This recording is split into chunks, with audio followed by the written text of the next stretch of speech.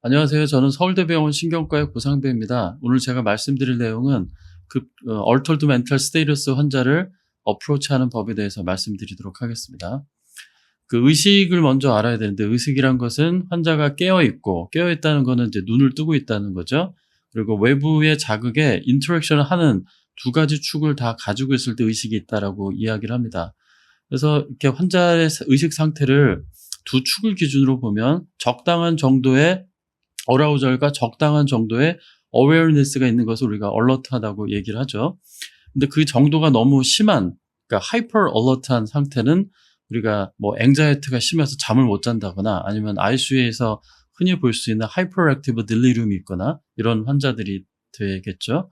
의식이 저하되는 게 문제인데, 의식이 저하될 때 이게 졸리는 현상처럼 이렇게 수면 상태가 되고 가벼운 자극으로 말을 걸거나 흔들거나 하는 자극으로 어라우즈로 회복되는 단계를 이제 드라우지하다고 얘기를 합니다. 그 단계가 더 떨어지게 되면 이제 스투퍼라고 얘기를 하는데, 스투퍼는 페인을 가해야만 어라우즈를 되고, 어라우즈를 되더라도 절대로 얼러트한 상태가 정상으로 돌아오진 않고 미닝풀 인터랙션이 되지 않는 그런 상태를 이야기합니다. 단계가 더 떨어지면 이제 코마토스하다고 얘기하고, 그때는 이제 리플렉시브 무브먼트만 일어나는 상황이죠. 그런데 이제 의식 단계라는 게 이렇게 칼로 무자르듯이 4단계로 딱딱 나눌 수는 없어서, 예를 들어 환자가 페인을 가해서 정상 의식 상태까지 올라온다. 근데 그러면 드라우지는 아닌 거죠. 그러니까 딥 드라우지, 스투퍼 정의에는 아니니까 그렇게 구분하기도 하고, 스투퍼와 코마토스 사이는 세미코마라고 이야기하기도 합니다.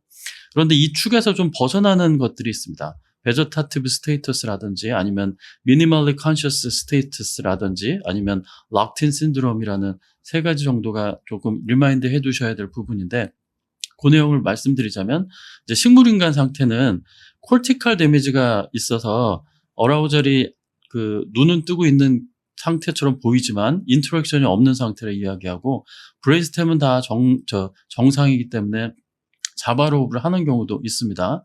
그래서 눈을 뜨고 있는데 의식이 반응이 없다, 이래서 이 사람 상태를 어디까지 인터랙션 하는 걸로 봐야 되냐, 그런 문제들이 항상 윤리적인 문제로 withdrawal 할 거냐, 이런 항상 법적인 문제와 연결되는 부분들이 있습니다. 우리나라 2009년에 법원에서 처음으로 이제 end of life withdrawal을 하게 만들었던, 판단을 받았던 환자의 케이스도 이제 베저타티브 스테이터스였었습니다. 해외에서는 피딩 튜브까지 재판을 통해서 중단하겠다, 그런 사례들도 있습니다.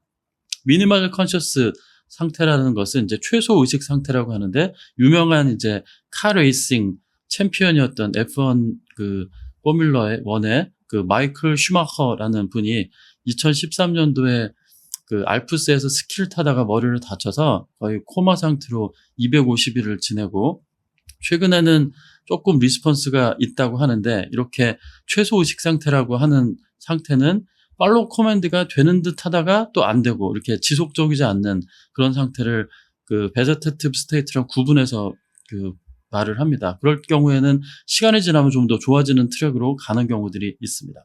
락틴 신드롬은 다 깨있는 상태고, 주변의 상황을 다 이해하지만 환자가 눈을 감고 있을 수도 있고, 이게 인터랙션은 되지만 반응을 옆에서 확인하기 어려운 상태입니다. 그래서 환자가 보일 수 있는 유일한 움직임은 위아래로 눈을 움직이거나 그 정도에 해당하기 때문에, 이제 옆에서 의식이 없는 사람으로 잘못 이해하고 의료진이 이상한 얘기를 하거나 그러지 않도록 주의해야 되는 상황입니다. 그래서 이런 환자들은 이제 브레인 컴퓨터 인터페이스를 통해서 깨있는 상태를 의사소통을 하려고 하는 이제 노력들이 요새 연구로 많이 되고 있습니다.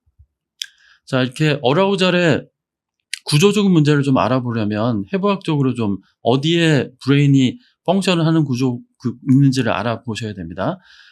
해부학적으로 미드폰스부터 탈라무스까지 가는 데에는 신경 다발들이 얼기설기 망상처럼 돼 있는 구조물들이 있습니다. 이것을 이제 Ascending Reticular Activation System이라고 이야기하는데, 이 구조물의 역할은 콜텍스에 계속 자극 시그널을 보내서 깨있게 만드는 구조물입니다. 그런데 여기가 구조적으로 망가지면 환자는 그 자리에서 코마가 될 수밖에 없겠죠. 그래서 의식의 제일 중요한 이제 구조물들이 브레인스템, 어퍼 브레인스템에 있고 엔드 파트에 해당하는 이제 콜텍스가 그 다음에 중요한 부분이 되겠죠. 여기 보시면은 각종 뉴로 트랜스미터들이 있는데 노에피네프린 로커스 셀룰라요스라는 데에서 이제 그 어라우젤 시그널을 보내고 여러분이 많이 쓰시는 덱스메르토미딘을 쓰시면 약간 캄다운 되는 이유가 로커스 셀룰라요스에 작용을 해서 그렇고 안티히스타민 먹으면 우리 졸리는 이유가 히스타민이 어라우젤 시스템의 중요한 팩터이고 그다음에 안티콜리너직스를 먹으면 졸리는 이유가 아세틸콜린이 그 베이지알 포브레인에서 어라우젤 시스템에 굉장히 중요한 그 뉴로트랜스미터이기 때문입니다. 자, 그럼 의식장애 환자를 만났을 때 도대체 어떤 타입인지를 알려면 이런 아나토미를 갖고서 이제 구분을 해봐야 되는데 제가 제일 그 이해하기 쉽게 세 가지 타입으로 구분을 하겠습니다. 첫 번째 타입은 그 엔드 파트에 해당하는 콜텍스가 다 망가진 타입이라고 생각하시면 됩니다. 한쪽 콜텍스가 망가지면 의식이 떨어지지 않고 양쪽 헤미스피어가 다 같이 망가져야 보통 의식이 떨어집니다. 그래서 이렇게 카디악 어레스트 이후에 하이퍼옥식 브레인 데미지가 있는 환자를 보는 것처럼 디퓨즈하게 바이라테랄 콜테칼 데미지가 있으면 당연히 의식이 좋을 수가 없겠죠.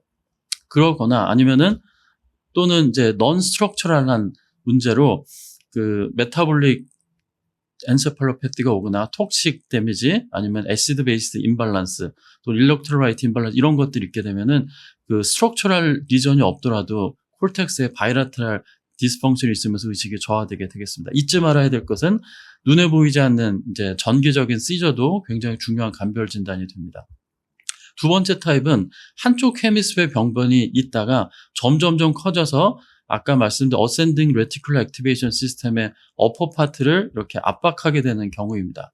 이 환자 같은 경우 라이트 MCA 큰 임팍으로 와서 랭귀지 센터 왼쪽에 있으니까 잘 대화도 되고 그러는데 어느 시간이 가면서 이렇게 미드라인 시프트가 진행하게 되면 환자가 이제 수면 상태로 그 빠지게 되고 의식이 처지게 되는 문제가 되겠죠. 저희가 이런 큰 이스케미아가 있어서 매스 이펙트가 생기면 라이프 세이빙을 위해서는 여기 본을 따주는 헤미크레니액톰이라는 수술을 하게 되는데 그 시점을 보통 이제 미드라인 시프트가 진행하면서 의식이 처지기 시작하는 그런 타이밍에 수술해야 될 타이밍으로 받아들이고 있습니다.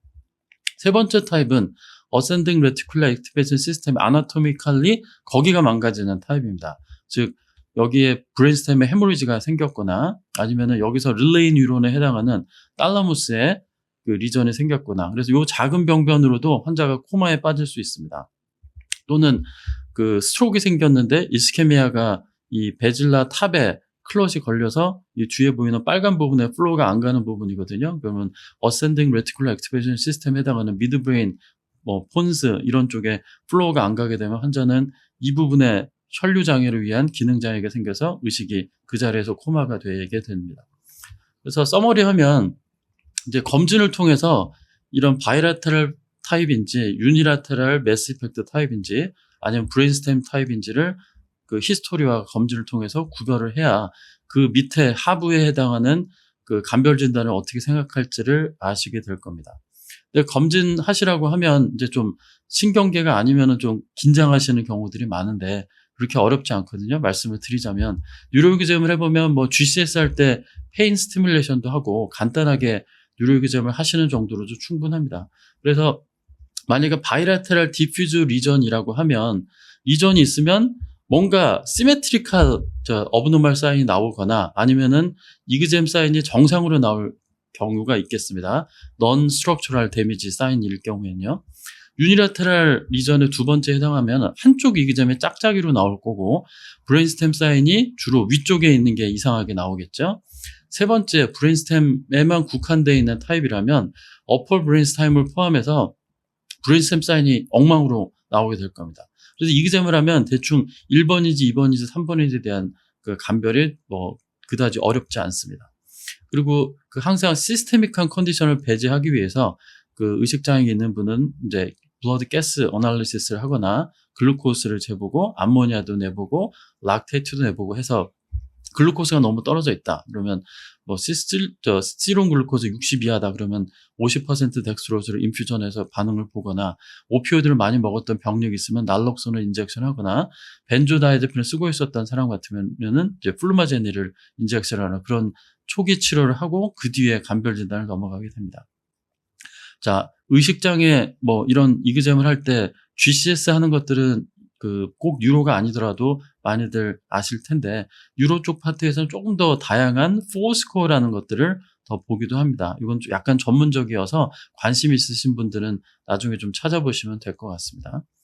자, 이제 검진에 대해서 말씀드리자면 우리가 페인 스티뮬레이션 하면서 GCS를 보기도 하고 그러면서 이제 크레니얼 너브 이그잼이 브레인스템의 다 펑션이기 때문에 그 부분을 중점적으로 보게 되는데 우리가 페인 리스폰스를 이제 체크할 때 항상 뭐 손톱 밑을 자극하거나 아니면은 스터눔을 자극하거나 하는 부분도 좋지만 이분이 만약에 코드 인저리가 와서 밑으로는 센서리를 못 느낄 수도 있거든요. 그래서 항상 목 위에 통증을 한 번 더 확인하기 위해서 수프라오비탈 로치를 자극하거나 맨디블을 자극하거나 이런 목 위에도 항상 스티뮬레이션을 더블 체킹을 하는 방법을 꼭 잊지 마셔야 되겠습니다.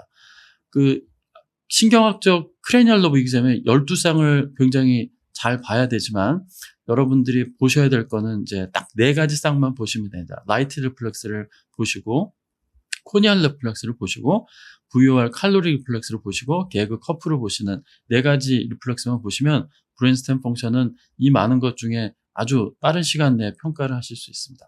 내용을 말씀드리자고 하면 첫 번째 라이트 리플렉스는 2번으로 눈이 들어가서 바이라테럴리 데큐세이션에서 양쪽 눈의 리플렉스가 나오는 겁니다. 그래서 2번에 문제가 있어도 이상이 나올 수 있고 3번에 문제가 있어도 이상이 나올 수 있는 거겠죠. 자, 2번에 문제가 있으면 이쪽에 문제가 있다고 칩시다. 그럼 라이트를 줘도 리플렉스가 없을 거예요. 그런데 3번에 퓨필러 모터에는 이상이 없는 거니까 반대쪽 눈을 자극을 해서 빛이 들어가면 이 데큐세이션한 리플렉스 아크 때문에 퓨필리 컨스트럭션이 옵니다. 그래서 직접 눈을 비쳤을 때는 안 보이다가 반대쪽 눈을 비쳤을 때 반대쪽 눈에서 퓨필리 컨스트럭션이 오면 이거는 들어가는 거에 문제다. 다이렉트 리플렉스는 없고 인다이렉트 리플렉스가 있다고 해서 들어가는 거의 문제, 에퍼런트 퓨필라리 디펙트라고 합니다. 그런데 이쪽 눈에 불을 비치면서 반대쪽 눈을 보는 게 사실 그렇게 쉽지가 않거든요. 그래서 실제 임상에서는 이렇게 라이트를 왔다 갔다 하는 과정을 통해서 평가를 하는데 눈을 라이트를 이쪽으로 왔다 갔다 하면은 퓨필리 컨스트럭션 보이는 게 이제 정상이고 APD가 있게 되면은 자기 병이 있는 쪽에는 리플렉스가 없고 반대쪽으로 하면 컨스트럭션이 오죠. 그래서 여기를 놓고 이쪽을 보는 게 아니라 라이트를 왔다 갔다 할 때 이쪽 눈이 아까처럼 이렇게 퓨필이 컨스트럭션 돼 있는 상태에서 라이트를 가했을 때 퓨필이 다일라테이션 되는 거를 보는 게 실제적으로 훨씬 보기가 편합니다. 그래서 그걸 스윙 라이트 테스트라고 하죠. 3번에 문제가 있다. 그러면은 그쪽을 비춰도 리플렉스가 없고 반대쪽을 비춰도 리플렉스가 없게 되겠죠. 이럴 때는 이제 오큘로모터 너브 펄시가 되고 이게 이제 중환자실에서 제일 중요하게 봐야 되는 이상 소견이 되겠습니다. 왜 이렇게 라이트 리플렉스 이렇게 신경을 써서 봐야 되나요? 그거는 대부분 이제 이런 매스 이펙트와 관련된 상황 때문이죠. 매스에 의한 허니에이션이 있게 되면 운칼러네이션이 생기면서 그 바로 밑에 오큘러모터 너브가 있고 그게 상방에서 짓눌리게 되면 퓨필을 담당하는 너브 파이버가 제일 이제 뚜껑 쪽에 있습니다. 그래서 퓨필 파이버가 제일 먼저 민감하게 영향을 받아서 라이트 리플렉스가 이상이 오게 되죠. 그런데 중환자실에 입원하시는 대부분 고령의 환자들은 나이 드시면 퓨필 사이즈가 작아져요. 그래서 우리가 뭐 젊은 분들은 뭐 3.5mm, 4mm 되는 퓨필이 라이트 리플렉스로 이렇게 변동되는 거, 줄어드는 거 보는 거는 어렵지 않은데 2mm짜리 퓨필이 1.8mm 되는 거는 맨눈으로 보기가 쉽지 않습니다. 그래서 매번 뭐 퓨필이 픽스된 것 같아요. 이렇게 걱정하게 되는 경우들이 있는데 그런 거를 잘 감별하기 위해서 요새는 중환자실에서 이제 퓨필로미터라는 퓨필로미터라는 기계를 써서 정량적으로 평가를 하죠. 그래서 MPI라고 하는 넘버를 많이 보게 되는데 이게 이제 5가 되는 게 맥시멈 값이고 3 이상이면 크게 이상이 없다. 4 이상이면 거의 정상이다. 이렇게 생각하시면 되겠고 카디오그레스트 환자는 MPI 밸류가 양쪽이 다 2 이하로 되면 리커버리 되는 환자가 없는 걸로 잘 알려져 있고 이렇게 매스 이펙트가 생기는 헤미스페릭 스트로크 환자는 저희 연구들을 따르면 2.8 이하가 되면 진짜 이디마에 의한 뉴럴로직 월스닝이 되는 거와 비례하는 걸로 알려져 있습니다. 그런데 보통 밤에 퓨필이 커지고 뭐 이런 일들이 있어서 그러니까 다이올나 베리에이션이 있거든요. 그래서 퓨필이 커지면은 또 환자가 나빠지는 걸 이제 걱정하게 될 텐데 그때 커지더라도 MPI 스코어로 평가를 하면 그 숫자는 떨어지는 게 문제인데 오히려 크게 문제가 없는 걸로 잘 알려져 있어서 이제 MPI를 이용한 퓨필 어세스먼트가 맨눈으로 보는 것도 훨씬 더 그 가치가 있습니다. 두 번째는 코니얼 리플렉스입니다. 코니얼 리플렉스는 각막에 뭔가 닿으면 보호하려는 리플렉스로 눈을 이제 감는 거죠. 한쪽 자극이 와도 양쪽으로 다 감게 돼 있습니다. 그런데 감는 반사가 안 나오면 그 리플렉스 아크에 문제가 있습니다. 그래서 테스트를 할 때는 뭐 환자가 코마일 수도 있지만 환자가 이제 비주얼리 자극이 들어가서 이 닿지 않더라도 시각 자극에서 감는 거를 배제를 해야 되기 때문에 시야 바깥에서 어프로치해서 이 바깥쪽에서 이제 다가가는 방식을 합니다. 여기 보시면은 오른쪽은 닿아도 리플렉스가 없죠. 왼쪽을 한번 보겠습니다. 왼쪽은 닿으면 이제 눈을 감는 반사가 나옵니다. 그러면 이분은 오른쪽 리플렉스는 전혀 나오지 않고 왼쪽은 나오고 그러면 병변은 오른쪽에 더 크게 있을 가능성이 있겠죠. 영상을 보시면 오른쪽에 저 심한 병변이 있는 거를 매칭을 해볼 수 있습니다. 이렇게 간단하게 해보시면은 뭐 10초 만에 브레인스템 이그잼 간단하게 아실 수 있고 이제 캘로릭 오큘로세파릭 리플렉스로 넘어가자면 이제 덜사이 리플렉스라고는 많이 들어보셨을 거예요. 이제 고개를 돌리더라도 항상 환자는 자기의 머리 상방을 보려고 하는 그런 리플렉스를 이제 오큘로세팔릭 리플렉스라고 합니다. 근데 이런 테스트를 하기 위해서는 환자가 평평하게 누워 계시면 안 되고 머리를 30도 올려주셔야 호리전탈 커넬이 직각으로 쓰기 때문에 리플렉스가 잘 나오게 됩니다. 우리가 고개를 돌리면 오른쪽으로 환자가 고개를 돌리면 보는 뒤로 가고 안에 있는 엔도림프는 관성이어서 가만히 있기 때문에 앞으로 밀고 가려는 현상처럼 느껴지죠. 그러면 여기 스테로실리아가 뒤에서 물이 앞으로 밀게 되면 그 액티베이션이 됩니다. 그래서 액티베이션 되면 이 리플렉스 아크를 타고 가서 눈이 왼쪽으로 돌아가게 되는 방향이 생기죠. 고개를 오른쪽 돌리면 나도 모르게 의도하지 않아도 리플렉스에서 눈은 반대 방향으로 움직이게 되는 게 이 오큘로세팔릭 리플렉스입니다. 실제 환자에서 보시면 이분은 카디악 어레스트로 그 콜텍스가 나가서 코마이지만 브레인스템은 인텍트합니다. 이분 환자를 보시면 실제로 고개를 돌리는 거에 반대 방향으로 눈은 코마 환자이지만 이렇게 가는 걸 보실 수 있습니다. 그러면 메덜라부터 폰스 그다음에 미드브레인까지 영역에 브레인스템에 큰 기능 이상은 없다는 걸 요거 한번 머리 돌리는 걸로 아실 수가 있고요. 때로는 내긴조레가 있어서 고개를 돌리지 못한다. 그러면 이제 온도 자극으로 비슷한 걸 해야 됩니다. 그 더운 물로 자극을 하면 훨씬 더 그 강하게 나오는데 냉온고가 보통 없으니까 냉장고에 있는 찬물을 꺼내서 귀에다가 그 카테터나 이런 거 익스텐션을 튜브를 달아서 50cc 정도를 집어넣게 됩니다. 그러면 찬물이 들어가면 우리 대류 현상 때문에 엔도림프가 식죠. 그러면 누워있는 상태에서는 엔도림프는 차가워지니까 가라앉으면 비중이 무거워져서 뒤로 밀립니다. 아까 엔도림프가 앞으로 갈 때 액티베이션 된다고 했으니까 찬물이 들어가면 이쪽이 가라앉아서 서프레이션이 되니까 물을 넣은 쪽이 기능이 떨어져서 반대쪽에 자극이 안 된 부분에 이제 임밸런스가 생깁니다. 그러면 이쪽이 서프레이션, 이쪽이 100%면 이쪽이 relatively 더 강한 자극된 상태처럼 되기 때문에 이쪽에서 눈이 이제 찬물을 넣은 쪽으로 서서히 드리프트가 되는 현상이 이 칼로릭 테스트입니다. 실제 그렇게 일어나는데 이제 이걸 이해 못하고 이제 책에는 가끔 COWS라고 니스타그무스 방향을 외우라고 돼 있는 책도 있는데 cold opposite nystagmus가 나오는 이야기인데요. 찬물을 넣으면 그쪽으로 눈이 토닉 데비에이션이 됐다가 반대 방향으로 니스타무스가 친다라는 소리거든요. 근데 안지는 환자가 어지럽다고 느끼지 않을 정도 거의 나오지가 않습니다. 그래서 이 방향 COWS만 외워두고 있다가는 나중에 이제 방향을 거꾸로 알게 되는 경향이 생길 수 있어서 좋은 방법은 아니죠. 원리를 이해하는 게 제일 중요합니다. 아까 그 환자분이 다시 나오셨는데 왼쪽에다가 찬물을 넣어보면 대류 현상이 필요하기 때문에 시간이 한 2-30초 소요가 되고요. 여기 보시면 이제 찬물 넣은 쪽으로 눈이 돌아가는 거 보실 수 있고, 오른쪽에 찬물을 넣게 되면 시간 소요가 또 한 2-30초 지나고 나면 천천히 눈이 이제 우측으로 드리프트 되는 거 보실 수 있죠. 이게 이제 칼로릭 테스트 정상 소견이고, 아래부 환자분 같은 경우는 이제 브레인 스템까지 다 망가지신 분이어서 오랫동안 기다리게 칼로릭 테스트를 해도 눈이 미드라인에서 움직이지 않습니다. 그래서 이분은 브레인 스tem까지 망가지신 분이다라는 것을 아실 수 있으면 예후가 더 당연히 나쁘겠죠. 니스타그무스 얘기를 말씀드렸는데, 이렇게 이분 같은 경우는 이제 큰 스트로크 오긴 했지만 브레인 스템의 펑션은 없고 괜찮고, 그다음에 나중에 의식이 좀 깨시는 상황이어서 니스타그무스 여부를 체크하는 걸 보시면 이렇게 토닉 데비에이션 되다가 살짝 반대로 치는 니스타그무스를 보시죠. 이렇게 퍼셉션이 있으면 어지럽다고 느끼면 니스타그무스가 치긴 합니다만, 코마 환자의 중환자실에서는 니스타그무스 보시기는 되게 어렵습니다. 그래서 니스타그무스 방향으로 칼로릭 테스트를 이해하시는 거는 그르칠 수 있으니 그러지 마시기를 바랍니다. 자, 그러면 이제 이해를 하셨으면, 우리가 환자가 ARDS 프론 포지션 가끔 하는데, 프론으로 했을 때 칼로리 테스트를 하면 어떻게 될까요?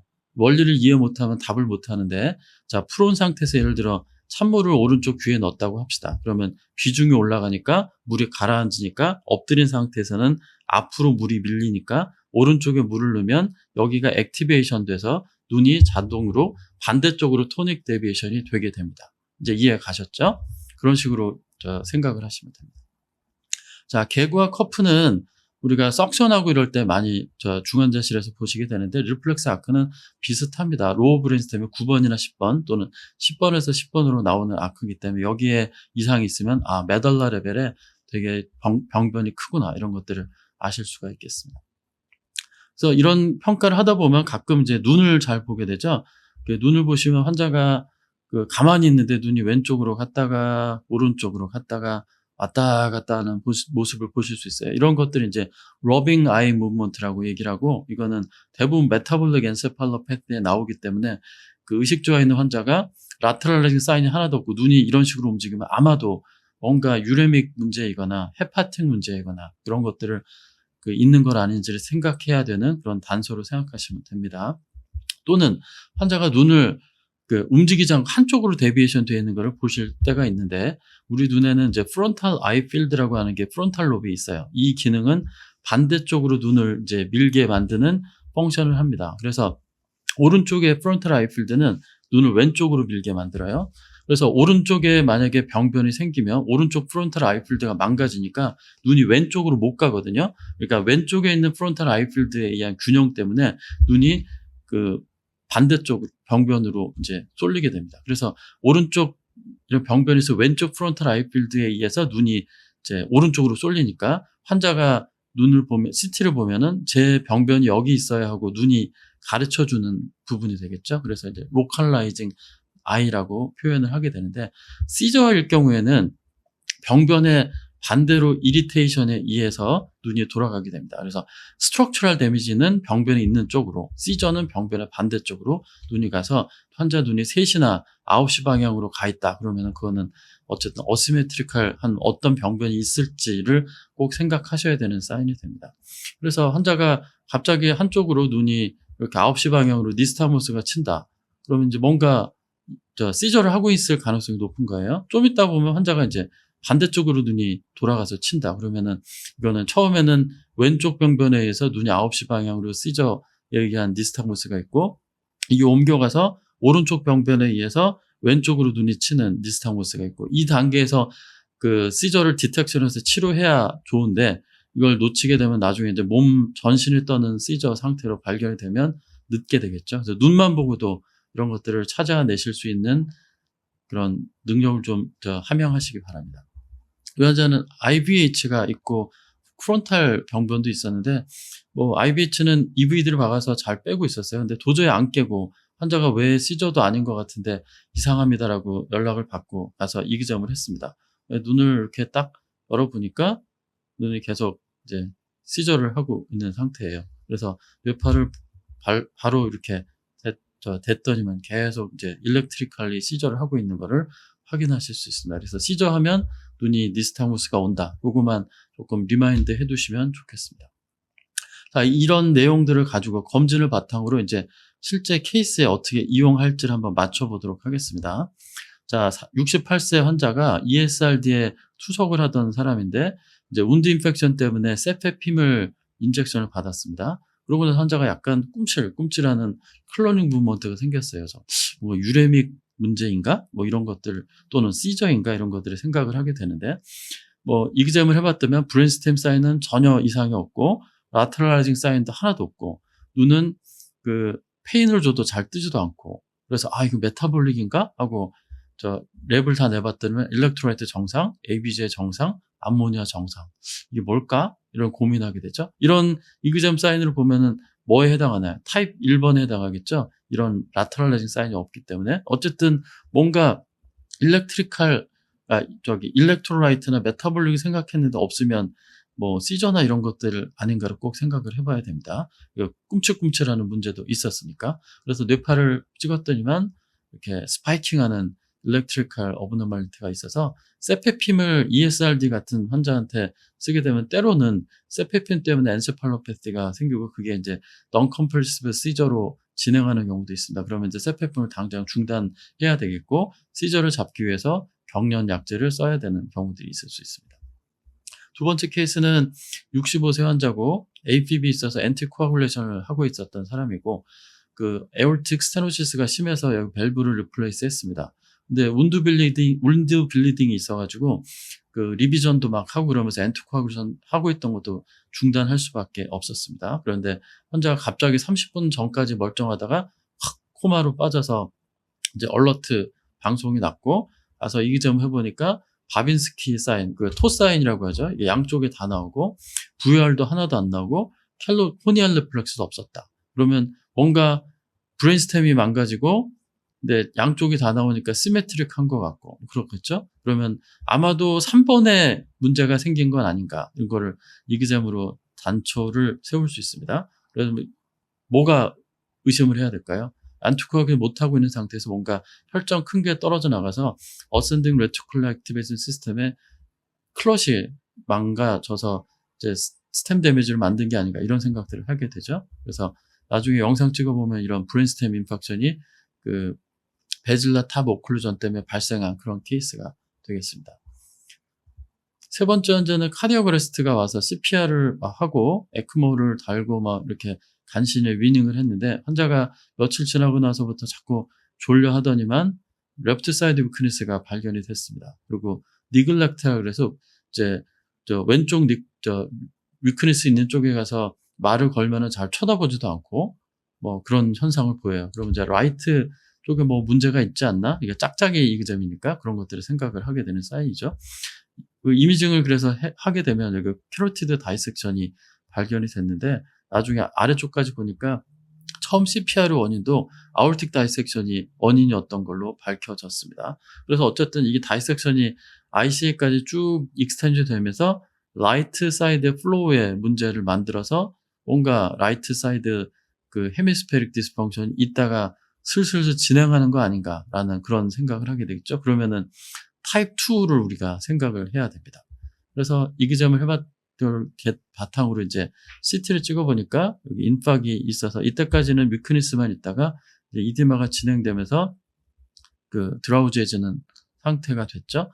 그래서 이럴 경우 원래는 초반에 말씀드린 것처럼 이제 매시브한 스트로크 오고 나서 매스 이펙트한 의식 저하가 오면 이제 수술을 해서 뼈를 따주는 부분이 답이 됩니다만 또 수술은 리젝트 하셔가지고 열심히 전과를 받아서 그 이디마 테라피를 하고 이디마를 줄여드렸더니 의식이 좋아져서 다시 해당 과로 보내드리면 케어가 끝나는 이런 케이스가 있었습니다. 그래서 짝짝이 이기점이 나오고 그게 진행하는 경우에도 의식 저하가 오는 타입 2의 대표적인 케이스가 되겠습니다.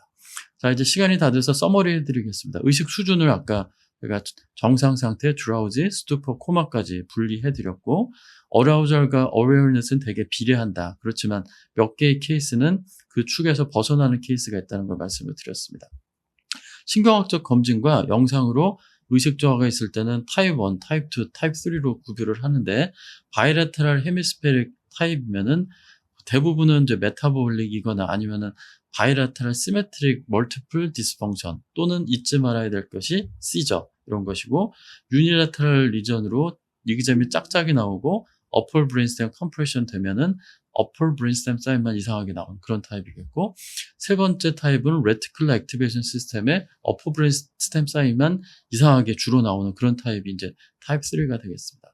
그래서 이기잼을 라이트 리플렉스, VOR, 코니알, 개그 커프로 하게 되면 어디에 문제가 있는지를 간단하게 평가를 하셔서 이 타입 1, 2, 3를 평가하는데 전혀 지장이 없을 거고 레스피레이터리 패턴도 도움이 되기도 하고 페인가 할 때 어시메트리들이 이제 짝짝이 이기잼에 해당하는지도 보게 되는데 잊지 말아야 될 거는 손톱 밑이나 스터널 러빙만 하지 마시고 꼭 목의 위에 눈 주변이나 만디블 같은 데 페인을 가하는 것도 잊지 마셔야 된다라고 말씀을 드릴 수 있겠습니다. 자, 이상으로 제 강의를 마치겠습니다. 경청해 주셔서 감사합니다.